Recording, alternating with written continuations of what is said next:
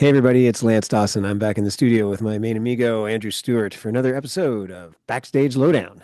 Today we have Canadian superstar luthier Grit Laskin.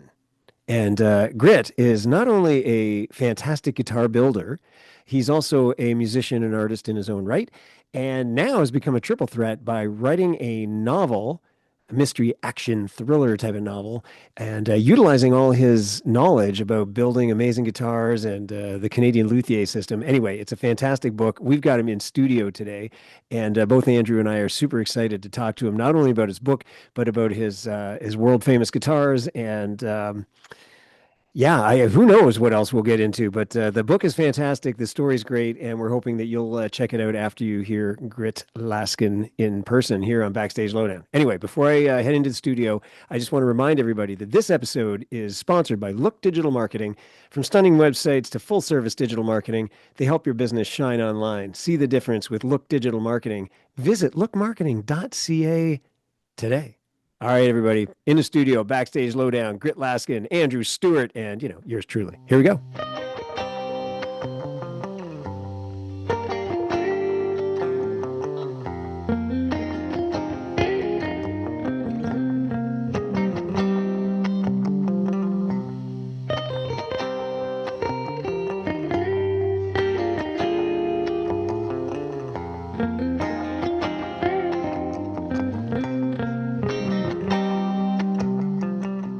Look at Gotcha. this is three guys born in the 1900s trying to figure out technology. That's what this is. Yeah. And everybody under 30 is laughing at this point. Yeah. Yes. Yeah. But I know how to use a dial phone. You see? Yeah. Yes. It's an incredible skill. And if it all goes down, Grit, we also know how to use maps. There you go. That's right. Or write with a pen on this flat white stuff called paper. Yes. You know? Last night, you being a great songwriter and artist in your own right, you're probably familiar with Jason Isbell. Yes. Okay, so last night, Andrew and I were at the concert down in Niagara Falls seeing the 400 unit, and I was there with my 23-year-old son. And going into the OLG venue, there's these three guys that are roughly in our age group, maybe a little older. But anyway, one of them was fiddling with his phone. He was having problems doing something. And one of them turned around and he said, "Hey, why don't you ask the young guy back here? He'll fix you up and get your phone going for sure." Yeah. And so he turned around and Ben, my son, just said, "Yeah, here, give me your phone, man. I'll fix it." I'm like, "Hey, he could have been talking to me. You don't know." No, that he was talking- not. And He was then not his talking buddy, to you, Lance. no, one of the old guys turned around and said, "Yeah, buddy, no, we're not. We're talking to this guy." So Yeah. I know it's so true but of course the young people, they've grown up with the digital world, and Yeah. we straddle the both. We've seen the other, and so anyway, but you're right. Every time a friend or family member has a new baby, I said, well, give them at least 6 months before you ask them to fix your computer. Okay. Or let them at least have their milk before they fix Right. the computer, you know? that love is it. fair. That is fair. And then also, of course, Ben would get ID'd around the casino, and I'd always whip my ID out too. And they're like, "Yeah, buddy, you're good. We don't Never need to see mind." that. I know it's awful. Anyway, great. It's good to have you here, buddy. We were just Andrew and I were just talking about in your intro saying you've got this book and you're an amazing luthier and a musician in your own right. So it's a real triple threat. So we appreciate you taking the time to hang with us today for a little bit. I appreciate your interest, absolutely. And I want to apologize for missing it a month ago.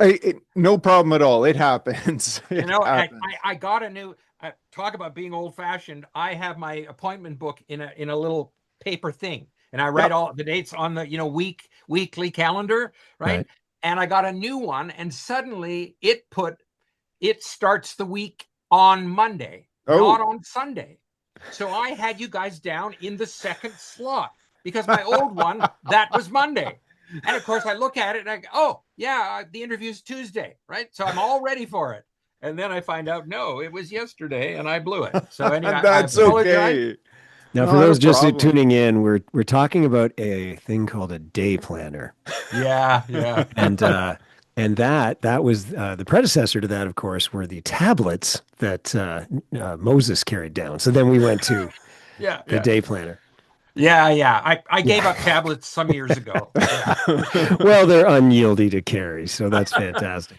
Great. Yeah. You and I have a common amigo in life. A really good friend of mine, Mark Stutman, was telling me that you've been quite a mentor to him and his guitar journey in making Yeah, guitars sure. and becoming the Gibson guy. So, um, Yep. yeah, it was great to touch base with him as well. So tell us a little bit about this book. Like where did you have time in the world of building these, and don't be modest. You build guitars that are famous. People you've got lined up for they take years to get their guitar made by you. And in Yeah. the meantime, I'm assuming you're still, writing or performing, get out and play a guitar yourself once in a while. Where does Um, one find the time yeah. to write a book? Huh. Well, it's all extracurricular for me. Right. It's as many evenings as I can get, and Sundays, until I started writing the fiction more fully. I used to work 6 days a week. I had one day off on Saturday. That was it. And for 25 years, I had a record company that I ran with another partner, Borealis Records. And Yeah. so I had to go in the office one day a week at least. And other than that, it was working nighttime. That's when I would do contracts and correspondence and blah, blah, blah. For me, it was a labor of love. It was never part of my income. But there were other people, there were staff. Anyway, I no longer have the record company, but for 25 years, while we were running Borealis Records, I had this idea for the Strad formula, for the book we're talking about. Okay. Because I had published, I guess you'd call it a young adult novel in the mid 90s sort of thing, Yes. right about the time we started Borealis Records. And so I had this other idea, but my extracurricular time was gone. When you're running a record company, even when it's a labor of love and I wasn't taking any income from it, it still took 20 hours a week at least. Right. So you're And building guitars at the same time. yeah, That's what's yeah. floating the 5 days boat. a week in the shop, one day in the office, and nighttime work. And that's how I did it. But then when we finally, my partner, Bill Garrett, and I transferred everything to True North Records, who we'd been working with for 13 years, we distributed together, we manufactured together. So it was just a matter of passing along the contracts and a little bit of money transferred. And but that just cleared our debts. Our accountant was very excited. You're in a niche of the music biz, but you're leaving clean. He was so happy for us. Never You're not happens. leaving debt behind for all your artists to somehow deal with, right? But this Anyway, gave you extra time to write then. and that's my point. Sorry, long way of getting to answer the question, which is exactly that. Yes. So now I had my evenings and this idea that had been percolating for a quarter of a century. And I'm talking about literally, I rewrote the opening chapter in my head at least 3 times. And I'd slowly doing research, speaking to experts I needed to talk to. And finally, I said, you know what? I got to do it. I'm going to take a week out of the shop, make the last phone calls to pick the brains I needed to pick, and then just start writing and see what happens. And 5 months later, there was a first draft. Wow. Wow. Yeah. Now, for your character development, would you go and write backgrounds to each of those characters before you started to put them into the story, to kind of give you a feel of how they might respond in certain situations, or did you just start putting pen to paper right away? No, you have to do what you just described. Yeah. You've got to think through roughly what your ultimate destination for the plot and certain ways it's going to start. And you really need to know your characters. In a way, a novelist needs to know their characters better than they know themselves, because you must know what pushes them to say what they say, to act the way they do. What's their motivation? Yeah. So you have to figure out who these people are. Yes, I keep a book now, especially because I've started a series. I have 2 more novels written that's beginning a series. And I actually did borrow 2 characters from the Strad formula that I've brought over. But now I have a separate book that is my characters and all the qualities I've given them, or new ideas, new things that happen to them in this story, but could affect how they react in other times. So yes, you really do have to know Otherwise, you could get in a situation, you may have heard some authors saying, geez, suddenly I backed myself into a corner. What am I going to do now? Yeah. And what they Right. mean is they started off giving their characters certain qualities, and then they get to a point in the story where they need that character to do X. But X, which is critical for the plot, is not something a person with those qualities would do. So then they think, oh Yeah. God, what do I do? Do I go back and rewrite him? Or, and so you have to be so careful that your characters are acting in character, that they're not speaking in a way that suits your story. But that kind of person would never say that, come Yeah. on, you don't No, want the exactly. reader to look at the page and think, oh, give me a break. There's no way she would ever do that. Right. Kind of Anyway, explains why it takes so long to write a novel or a good one anyway, where yeah. you're trying to make things all make sense as you go along. And then of course just trying to unfold a story in an interesting manner.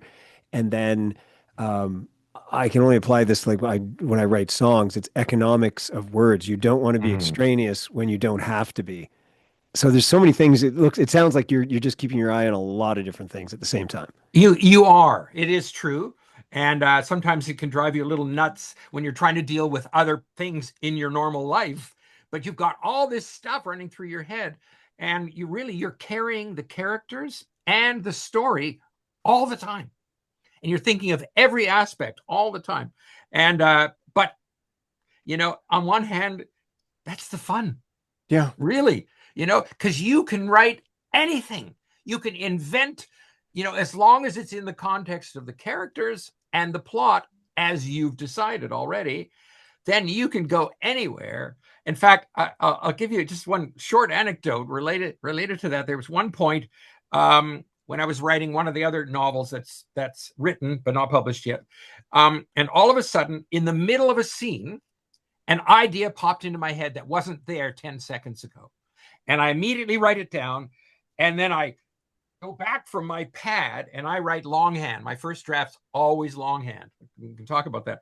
Anyway, I looked down at the pad and I went, holy shit, what just happened? And I'm the one who thought of it. And it took me totally by surprise that this idea popped into my head. And look what it did to the story. Whoa, incredible.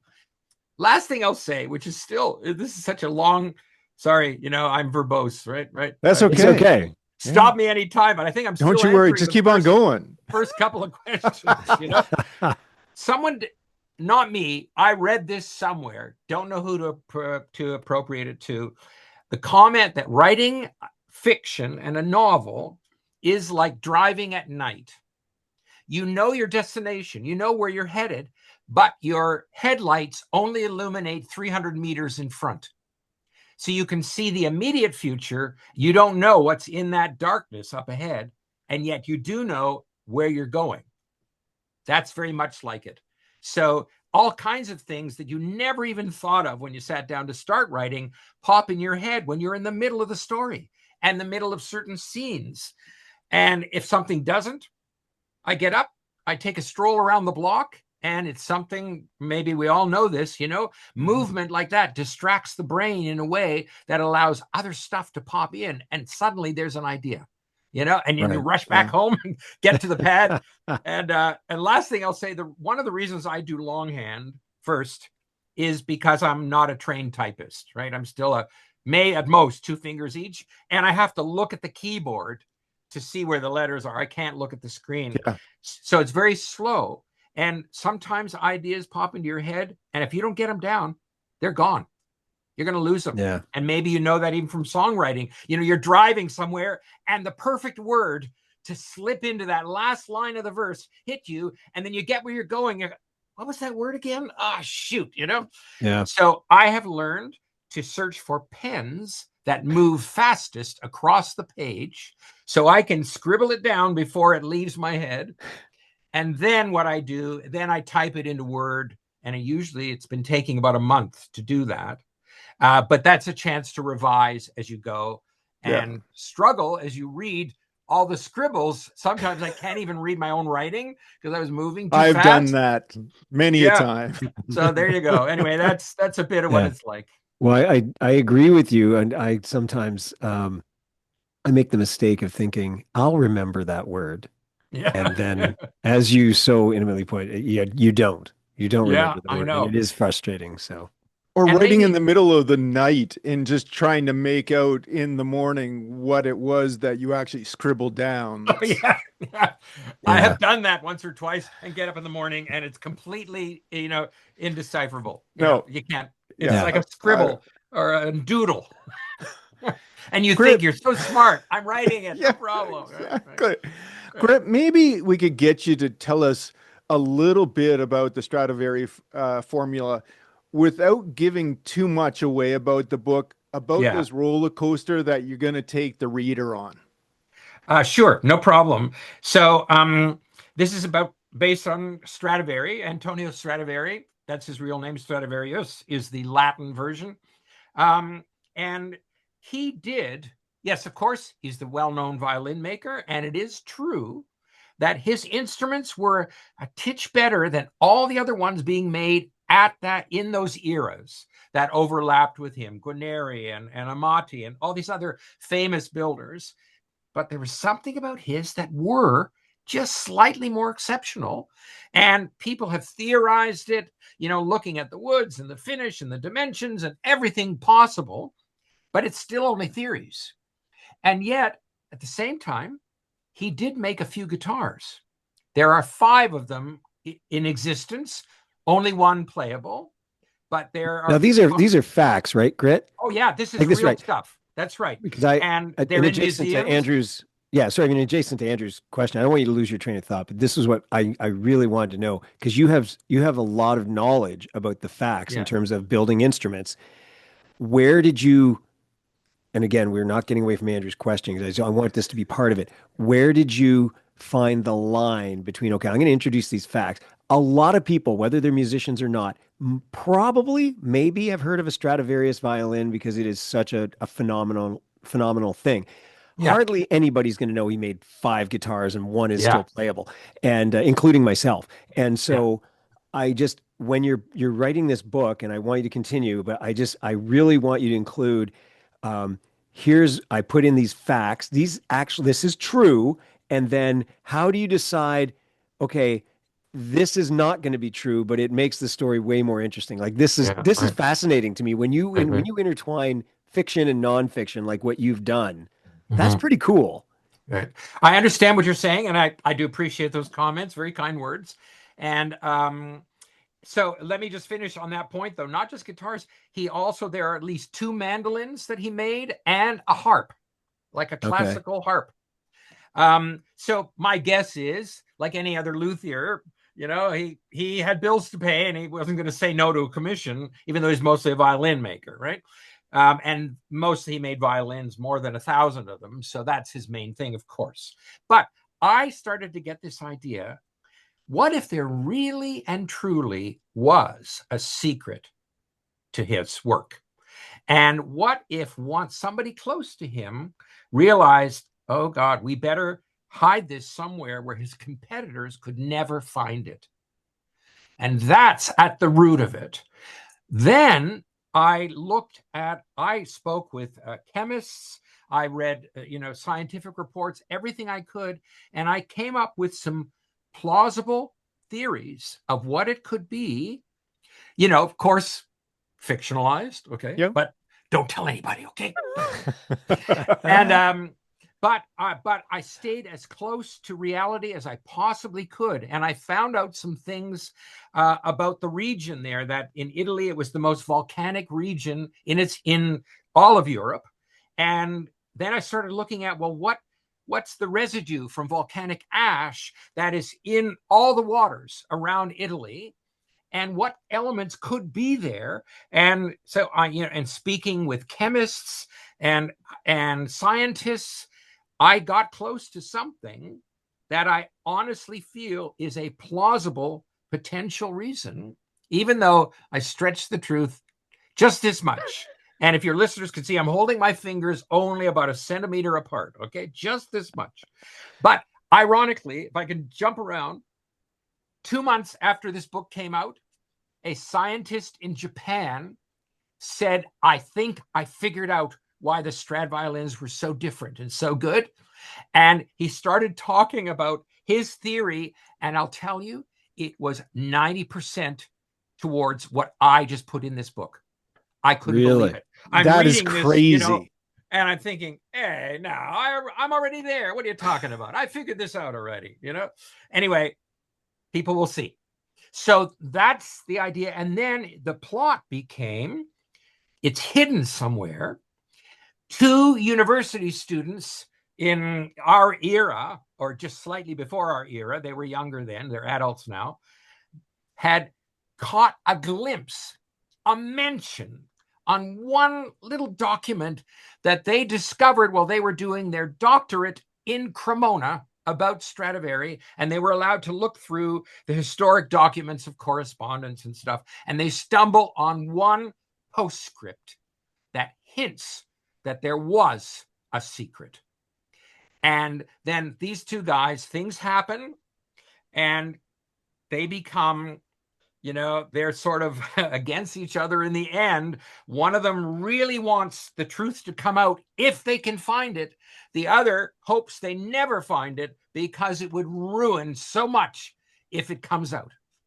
And that's at the meat of the story. And then some innocent luthiers, guitar makers, who were tasked with repairing one of Strad's guitars for an upcoming exhibition, they stumble on this and get caught up in the hunt and the search that takes them around the world. And they got, then violence and stuff happens. Anyway, that's the story, basically. If you're enjoying the episode, give us a like, hit subscribe. Why don't you share us with a friend too? Now back to the scheduled episode. So, and for those that need to know, Laskin guitars are all made with Italian volcanic ash. Just so. Now they cost a lot. We're not going to lie; they cost a lot of money. But you have to import that. You weren't supposed to tell people. Oh no! It's out. You heard it here first. Out. What makes a Laskin guitar so special? Imported Italian volcanic ash. That's there where you it's go. at, man. Right now, Collings is moving from Texas to Hey, up everything. I made a guitar for Bill Collings. Yeah. He's no longer walking the earth, but he actually ordered a guitar for me. Did he really? Yep. I made him a guitar. Yep. Oh, that's awesome. That's pretty cool. And I've made a guitar for some of the Martin people. I've made a guitar for Roger Sadowski, the well-known sort of bass maker in New York. I've made a guitar for all kinds of people in the trade. Even the guy, believe it or not, the company that makes Ovation guitars, the plastic back, right? Which was really them searching for another thing they could do with this ABS stuff, right? And they made these guitars. It's made by the Kaman company. Okay. And the retired CEO of Kaman Industries commissioned me to make him a real guitar. Really, I'm so glad I'm so glad you said it, Grit. I was going to try to be politically correct. Oh, what if Grit and makes maybe I ovations? should be too. But I mean, I know a number of players who really love them in the studio. They especially love the high end for some reason. But to me, they're not guitars. Guitars are the sound of wood vibrating, not plastic vibrating.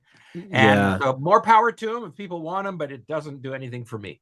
Was it not a pivotal moment? Like I remember, because I always had that feeling too, like you, not being a luthier, but being a player. When I saw Glenn Campbell play one, I was like, what? What are you doing? I know, Do you remember that moment, Grit? When I can't remember. It was like it was a concert on television or something. Yeah. I'm sure that helped their sales, Oh, yeah. I'm sure they gave him the guitar, but I bet, like a lot of touring artists, I'm sure you'd know this too, they keep their good guitars at home or take them in the studio. But on the road, no, they bring cheapies. They don't care if they get bashed or damaged or banged up, because they'll just get another one, So I've seen that so frequently that, and you understand it totally, especially if you're a full-time musician and you're touring, you're moving from climate to climate and airline to airline. There's so many opportunities for things to screw up. So take a cheapie that you don't care about. The backup guitars often come out on the road. There you go. Are we going to send this episode to Jason Isbell? Because I didn't see Red Eye last night, but I saw a lot of vintage guitars. Oh yeah. But well, I'm saying it's not consistent, but I do see it with the, with the sort of upper tier performers. You see that all the time. And even I've made, beautiful instruments for some well-known people, and I never see them use it on stage. No. But they tell me how much they love it, Right. And there's pictures of it on the album jacket kind of thing, Right. So in the studio, it's a Laskin, but on the stage, it's whatever. That's right. Yeah. When they really need the ultimate sound and they're in control, you do that.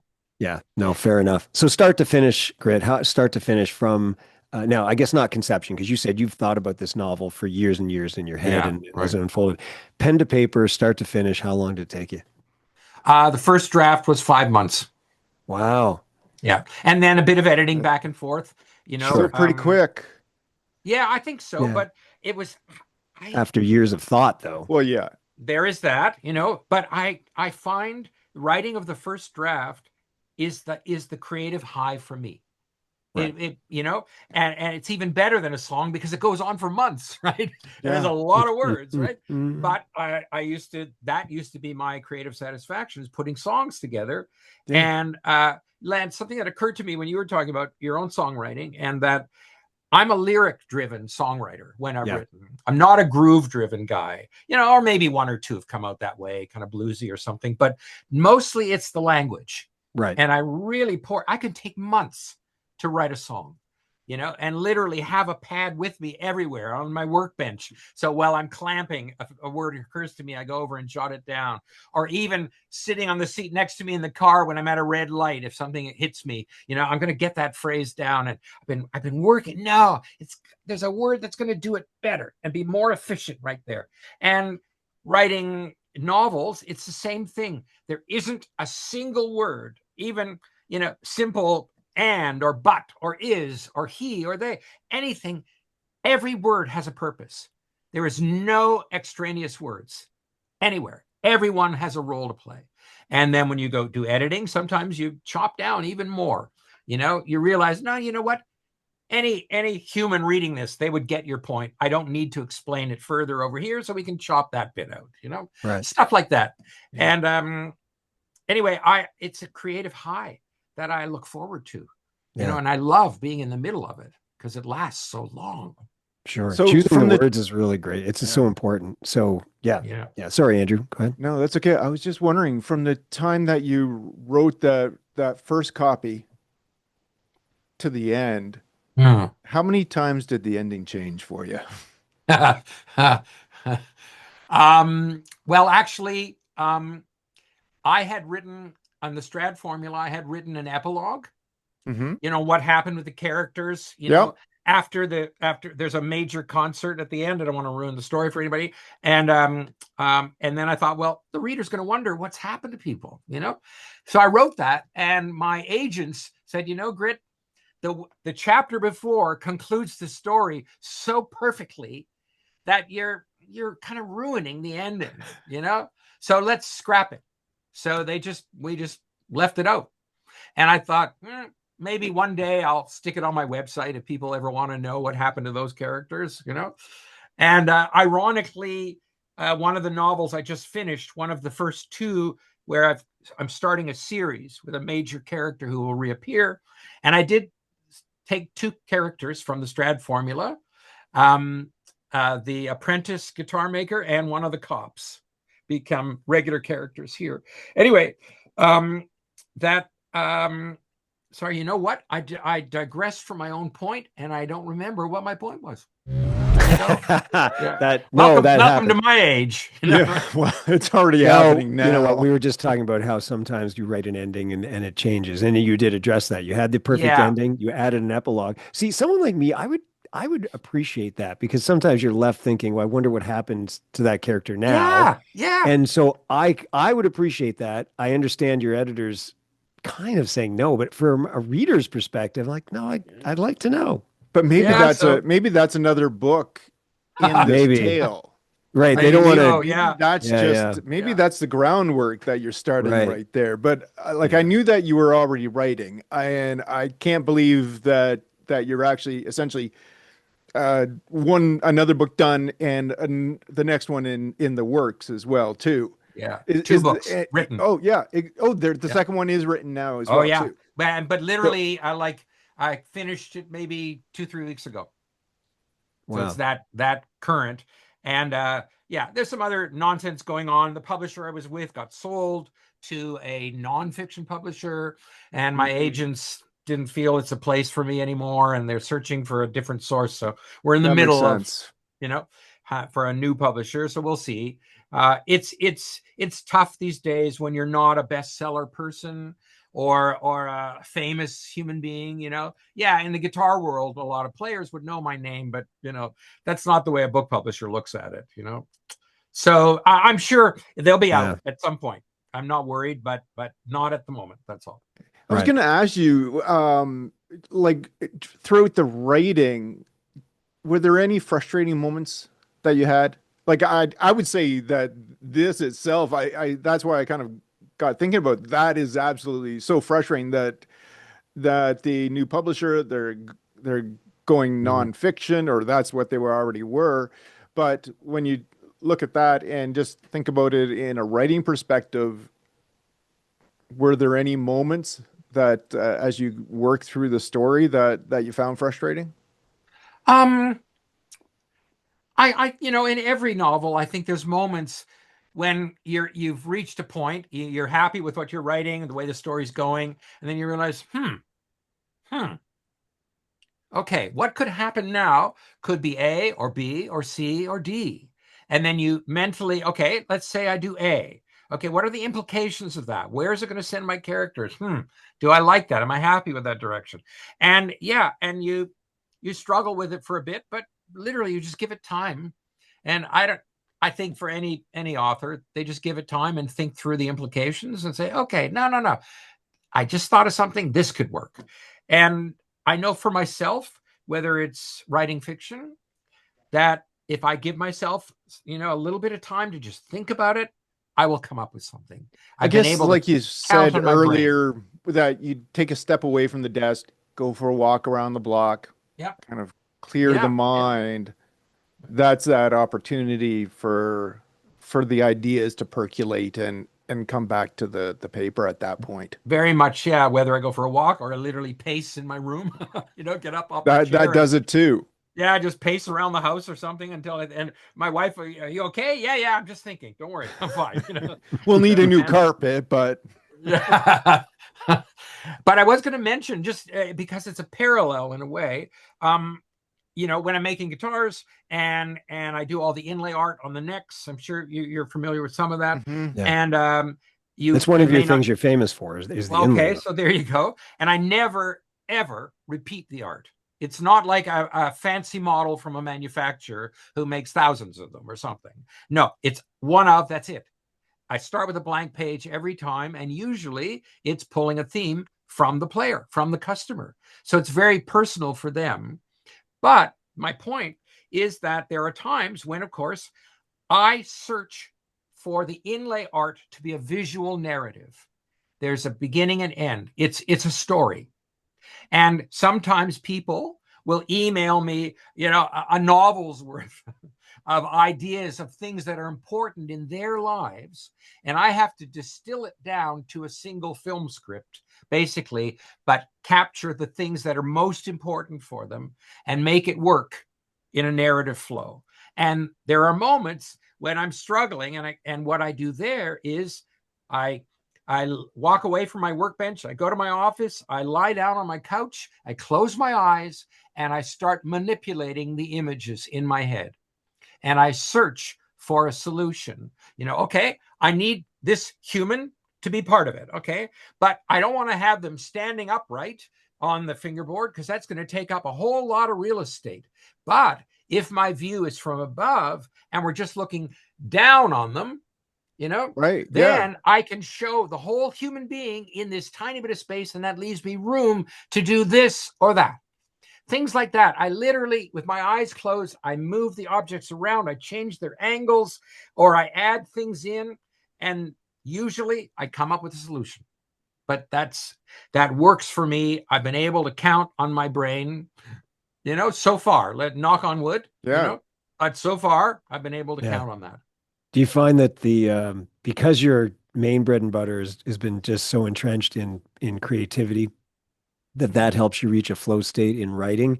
Because obviously, I mean, I know you've got 3 books now, but relative to your guitar making, you're a newer writer. And Yeah. so are you able to, because I would imagine that'd be For a really fiction. exciting time for fiction. I know, but Yeah. that to me would be, hey, I've got this book. I'm super excited. I'm excited to write my next one because I'm sort of, I'm at the start of this journey. I guess trying to narrow down my question is the creativity that you're still able to achieve in your guitar making, does that help you hit the flow state for your writing, which is also creative? Are they connected or no? Yeah, I'm not certain about that, to be honest, because they're all visual and the writing is all just words, so just language. So I don't think so. However, in terms of the writing, you're right. I'm newer to it now. As I said, back in the mid '90s, I did release get a young adult novel published, and there's a couple more that were written before that are still in the bottom drawer that nobody wants, right? And prior to that was short story writing that I was having fun with, that I got caught up doing until I realized, this short story, I'm already at 60 pages, and that's already too long for a short story. Right. Maybe I should try a novel where I've got the room to take my character somewhere. And sort of that's how it happened. But there was something in me besides the love of woodworking and being a guitar player since I was 9 years old. So combining those two was super exciting for me, of course, and still is, still is. But I also was playing with words. I mean, when we were cleaning out our basement, my wife and I recently, I'm sure we all know that, basement where junk gets thrown until you can hardly move there anymore. Anyway, I stumbled across a one-act play that I had written when I was 15. And I'm sure, it was just, me getting my teenage angst out somehow. But the point being, that's how I chose to get it out, using language. So there was something in me that liked working with words, working with language. And I've been an avid reader my whole life. Even today, I can't be without a book. I to the point where one time I was driving to the shop from home and I realized I left my book at home. I turned around and I drove back to get the book. So I have something to read at lunch. I don't think you can be a good writer without being a good reader. I don't have proof of that. I just always thought I love to read. I don't think you can write without, because reading gives you a command of language. And so without that, I don't know how you can write. And you've nailed it. And I'm sure because I'm an avid reader, somehow I've absorbed a sense of structure. And no, it's time. Oh no, it's time. We need some action here, or it's time to remember. Hey, what's going on with that character?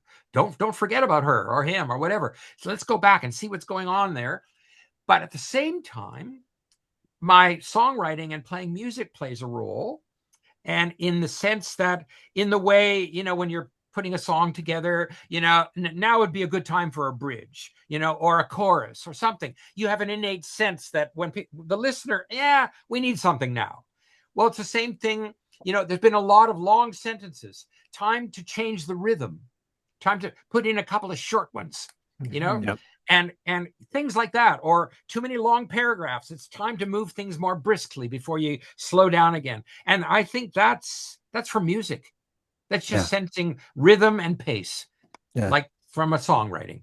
And, well, I hope that our listeners are going to plug into to getting. I was excited for this book because I can now say I can afford a Laskin. It's not maybe the one I wanted, but I walk around and say, "Hey, Lance, you got a bunch of guitars and a Laskin. Do you have a?" I don't know. Anyway, well, Lance, I'm saying this in public, but just because I know you'd want one, I'm going to give you $5 off right off the top without even thinking. Okay. Without even thinking. Yep. That's the kind of guy I am. You know what, Grit? I'll tell you this. This is how good Grit's guitars are. I would classify Grit's guitars as what I like to call divorce guitars. Oh, Anyway, Grit, I'm going to need a yeah, couch to say, yeah. stay on sort of guitars. Yeah, that's right. yeah. Exactly. I had my wife fooled for a very short period of time saying, "Honey, look how old and beat up this guitar is. It couldn't have cost very much. Like what is this? Come on." Anyway, Grant, Yeah, I don't know if right. you've had I was going to say the pleasure, but that sounds grandiose. Anyway, if you've listened to any of our podcasts before, we finish each one with what we call a lightning round. It is an incredibly unscientific way of getting to know Grit Laskin. So we will give you a choice. Shoes Okay. or boots, and you will pick one. And there's no wrong answer. This is just getting to know you in a very quick 10 question segment. Andrew Okay. Andrew writes most of the questions. In this case, he wrote them all and runs this. So it's you can't get any questions wrong, but you have Okay. to choose only one answer. Okay. Now, All right. having said that, I'm not sure that there's actually been a guest that has been able to get through the entire list without, saying, maybe both, or there's a story that comes along with it. So if that Ah, happens, we'll give you a little bit of leeway anyway. all right. I'm So game. All right, why here we go. why don't we get going? Let's start off hand tools or machines, Hand tools. notebook or computer, Notebook. old wood or new wood, Old wood. precision or intuition, Oh. See, in that case, I want both. Okay, I'll go intuition. science or art, Art. tradition or experimentation, Experimentation. repairing or building from scratch, Building from scratch. knowing when to stop or knowing when to start, Okay, knowing when to stop. outline first or discover the story as you go. Oh, see, I'm right in the middle because you See? have some outline, and the some of the pleasure and joy is discovering as you go, and yet you have to know some, like we talked about earlier. Yeah, exactly. So yeah, okay, I'm on the fence. And our last one, write every day or write when you're ready. For me, right when you're ready. And that has been another episode of Backstage Lowdown. Thanks, Grit. Grit, thanks so much. You did a great really job, buddy. appreciate you coming out and hanging out with us for a half hour.